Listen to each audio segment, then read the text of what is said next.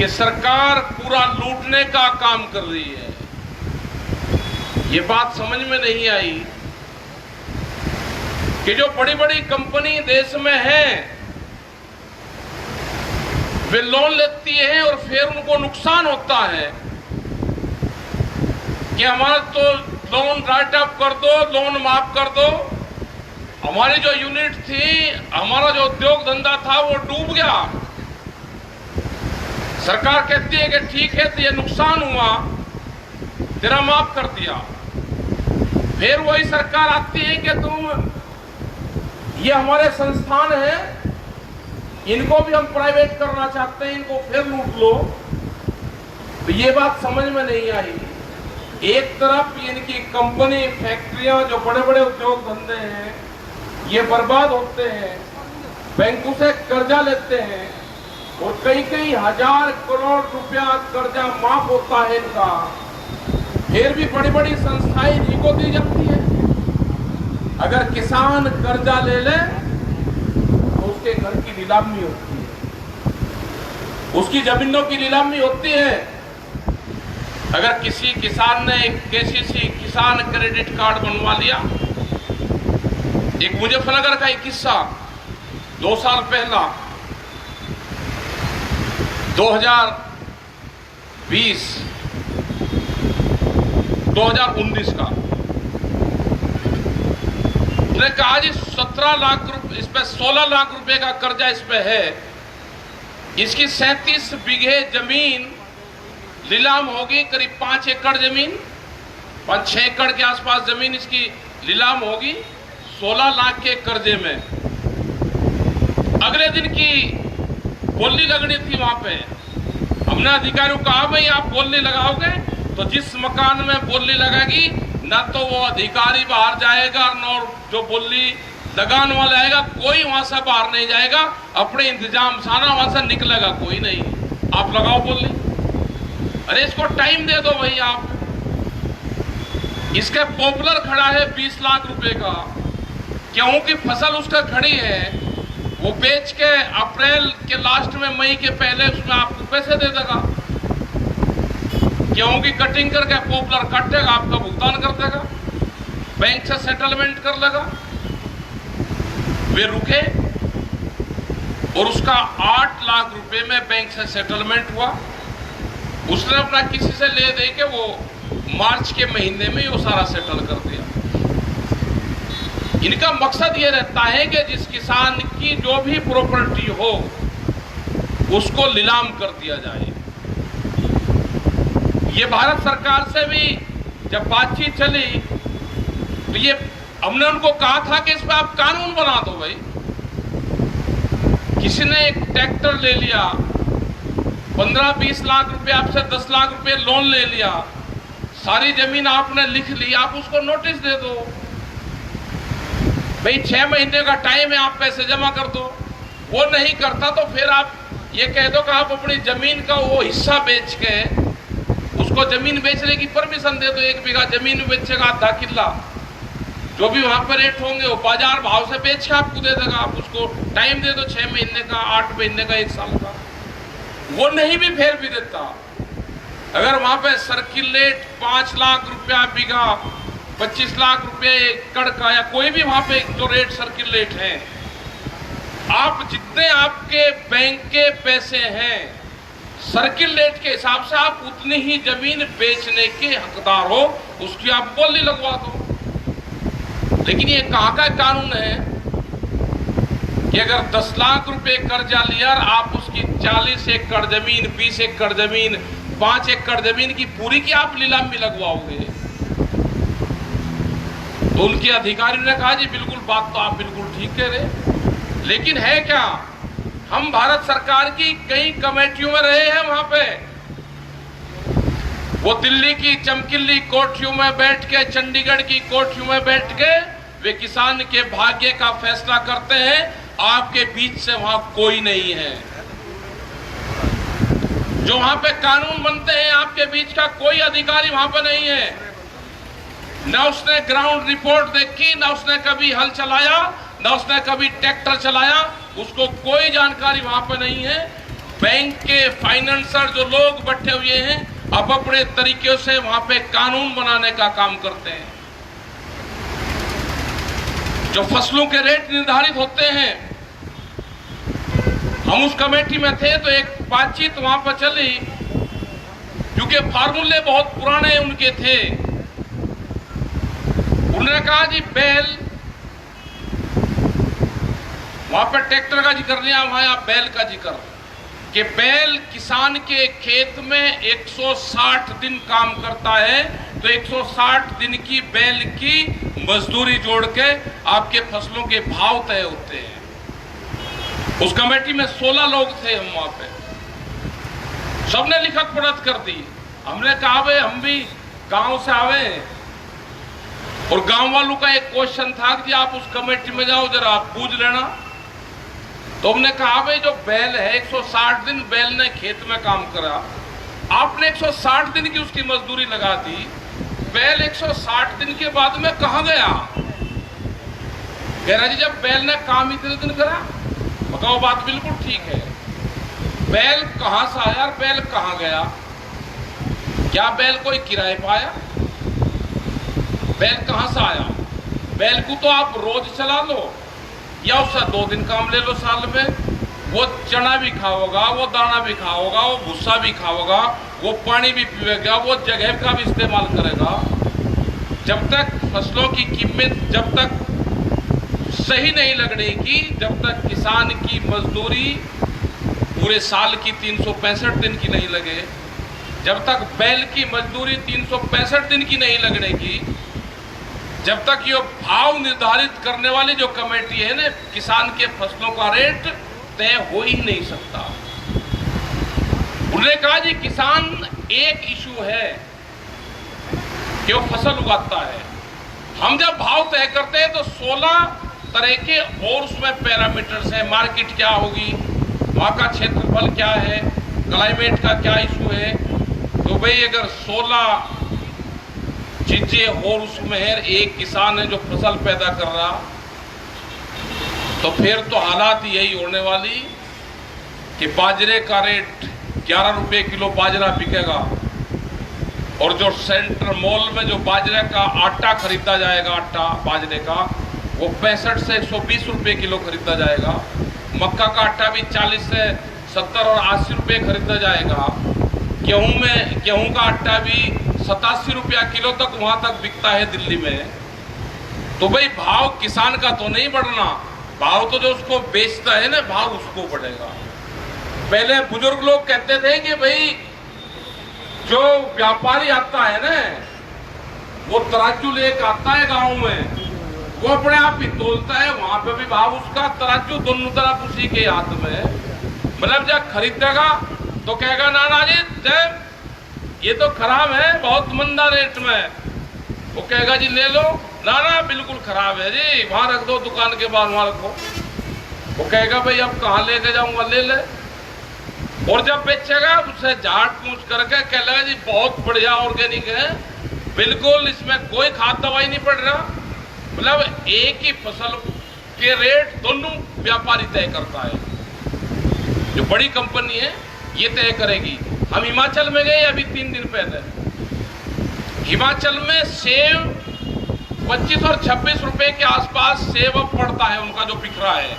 वे बर्बाद हो गया पूरा हिमाचल का किसान।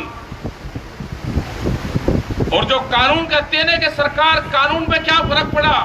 कानून पे फर्क पड़ा, जो कानून आपने बनाए, वे जो गोदाम वहां पे अडानी ने बनाए, उनका फर्क पड़ा। हिमाचल में जो 10 साल पहले रेट था, आज भी हिमाचल के सेब के किसान का वही रेट है।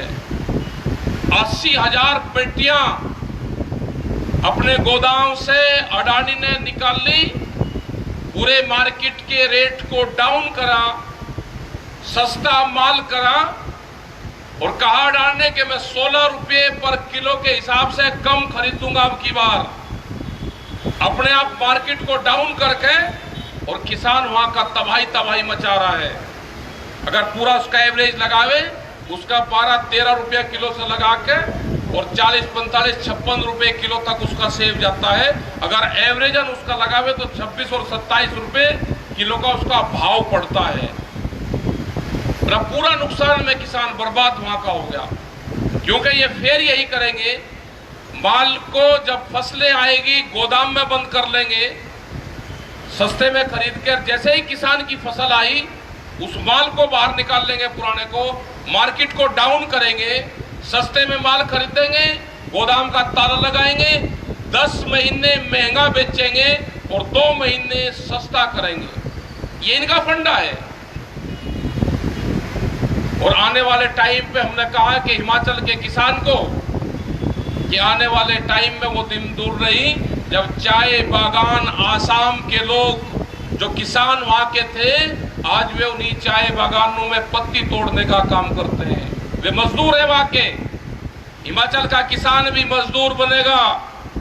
और पंजाब, हरियाणा और उत्तर प्रदेश जो ये जमीन है जहां पे आप फसलें पैदा करते हो, वो दिन दूर नहीं कि जो एग्रीकल्चर पॉलिसी है वो खराब है सरकारों की, आप भी मजदूर बनोगे। मजदूर नहीं, आपको मजदूरी भी नहीं मिलेगी, क्योंकि बड़ी बड़ी मशीनों से खेती होगी, मजदूरों की जरूरत ही नहीं होगी। 2 तरह के लोग गांव छोड़ रहे हैं। अगर कृषि की पॉलिसी ठीक होती तो गांव का जो गरीब आदमी है, जो छोटा काश्तकार है, 1 और 2 एकड़ का किसान है, वो गांव छोड़कर नहीं जाता। जो भूमिहीन किसान है वो गांव छोड़कर नहीं जाता, वो गांव छोड़ के शहरों की तरफ प्लान कर रहा। जो बड़ा पढ़ा लिखा आदमी हो गया, पढ़ लिया, उसकी नौकरी लगी, जिसके पास में 10 एकड़ खेत है, उसने भी गांव छोड़ दिया। तो अगर पॉलिसी ठीक होती तो 2 तरह के लोग गांव नहीं छोड़ते, क्योंकि खेती में आमदनी नहीं है। जो फसल, जो कनक आप पैदा करते थे, 1967 में जब पहली बार देश में लेवी लगी, भारत सरकार ने गेहूं कणक की खरीद शुरू करी, तो 76 रुपए क्विंटल उसका रेट होता था। सोने का भाव 200 रुपए तोला था, जो 12 ग्राम का था। हम 3 से 3.5 क्विंटल अपना गेहूं कणक बेच के 1 तोला सोना ले लेते थे। आज उसका भाव 40-50 हजार रुपए होगा सोने का भाव। आज 4 क्विंटल गेहूं में सोना आ जाएगा क्या? तो जो हिसाब किताब में रोला हमारे साथ में सरकारों ने किया, ये पूरा नुकसान उसका है। आज दिल्ली में पिछले 9 महीने से दिल्ली के अंदर आंदोलन, और अगर पूरा हिसाब लगाए तो 1 साल से भी ज्यादा होगा इस किसानी संघर्ष को। अब अपने स्टेट में लोग आंदोलन कर रहे हैं। 9 महीने से ज्यादा दिल्ली के चारों तरफ दिल्ली को घेर के किसान बैठे हुए हैं। अगर सरकार किसी पॉलिटिकल पार्टी की होती तो वह जरूर बातचीत करती। सरकार है मोदी सरकार, और मोदी सरकार को चलाती है बड़ी बड़ी कंपनियां। उन कंपनियों के अधीन सरकार हो चुकी है। लेकिन इस किसान ने भी, जो जत्थेबंदी अब की बार हुई, ये किसान ने भी कर लिया। ये कसम खा ली किसान ने कि हम वापसी नहीं आएंगे जब तक ये 3 काले कानून वापसी नहीं होंगे, एमएसपी पे गारंटी कानून नहीं होगा। ये किसान दिल्ली को छोड़ के वापसी आने वाला नहीं है। ये तैयारी आपको सबको रखनी है। वो मुजफ्फरनगर की मीटिंग हो, बड़ी संख्या में उसमें लोग आएंगे। वो और जगह की भी मीटिंग हो, मिशन यूपी नहीं, मिशन देश चलाना पड़ेगा। पूरे किसानों के जत्थेबंदी जो हमारे संयुक्त मोर्चा के लीडर हैं, वे पूरे देश भर में जाएंगे। जो सरकारों की पॉलिसी है उसको बताएंगे। देश के प्रधानमंत्री ने कहा कि 2022 में आमदनी दुगनी हो जाएगी। ये बीजेपी के, उनके सरकार और यहाँ के खट्टर ये भी अपने बोर्ड लगाए कि 2022 में आमदनी दुगनी हो जाएगी। देश के प्रधानमंत्री ने कहा, हम भी बोर्ड लगाएंगे कि देश के प्रधानमंत्री ने कहा कि आमदनी दुगनी होगी। 1 जनवरी से बिकने वाली हर फसल के रेट दुगने होंगे, देश के प्रधानमंत्री ने कहा। यही तो कह रहे हैं प्रधानमंत्री कि आमदनी दुगनी होगी 2022 में, और हम भी यही कह रहे हैं कि हम अपनी फसल 1 जनवरी से, देश के प्रधानमंत्री ने कहा कि फसलों के रेट दुगने होंगे हम जो कणक बेचते हैं उसका भाव 4,000 रुपये क्विंटल होगा, जो जीरी बेचते हैं उसका भाव 3,800 रुपये क्विंटल होगा, जो हम मूंग बेचते हैं उसका भाव 14,000 रुपये क्विंटल होगा। ये देश के प्रधानमंत्री ने कहा। ये कहना पड़ेगा जब उनके लोग आपके बीच में गांव में आएंगे, ये प्रचार करना पड़ेगा का या तो ये कहो कि देश का प्रधानमंत्री झूठ बोलता था, आप पार्टी छोड़ के किसानी आंदोलन में शामिल हो जाओ, और नहीं होते तो आप गांव छोड़ के जाओ, या तो पार्टी छोड़ो या गांव छोड़ो, एक चीज आपको छोड़नी पड़ेगी। दोनों चीज नहीं चलने की। आप बनो गवर्नर सतपाल सिंह मलिक के जैसे बनो कि पार्टी में रहते हुए जितने भी किसानी आंदोलन के पक्ष में उन्होंने आवाज उठाई, आप बनो कि सतपाल सिंह मलिक ने कहा कि जो खट्टर ने ये आंदोलन पर लाठियां चलाई है ये गलत करा है, उस अधिकारी के खिलाफ कार्रवाई करनी चाहिए, उस अधिकारी को सस्पेंड डिसमिस करना चाहिए। वो अधिकारी कोई और नहीं है, उस अधिकारी का चाचा आरएसएस में एक बड़े ओहदे पे है, वो आरएसएस की फैमिली से है। जो खट्टर है यहाँ का मुख्यमंत्री वो भी आरएसएस की फैमिली से है। ये सरकारी तालिबान देश में घुस चुके हैं। ये सरकारी तालिबानों का पहला कमांडर करनाल की जमीन पे मिला है, आरएसएस का बंदा है और आईएएस अधिकारी बन चुका है। अगर हमको खालिस्तानी कहोगे तो हम आपको सरकारी तालिबानी कहेंगे। ये याद रख लेना, यहाँ की सरकार सरकारी तालिबानों का तमका और आपका कमांडर करनाल के अंदर है। ये किसान उसको कभी माफ नहीं करेगा। उनकी फैमिली जिनका बच्चा वहां पर शहीद हुआ है, उनका परिवार तुम्हें कभी माफ नहीं करेगा। 302 का मुकदमा और सस्पेंड अगर सरकार ये भी नहीं करती तो उसकी पोस्टिंग करो झारखंड में, उसकी पोस्टिंग करो छत्तीसगढ़ में, नक्सली क्षेत्र में उसकी पोस्टिंग करो, वहां पर जरूरत है इसकी। परमानेंट लिख के दो भारत सरकार कि इसकी पोस्टिंग वहां पर कर जाती है। अगर आईएएस रहेगा तो ये वहां पर ड्यूटी करेगा।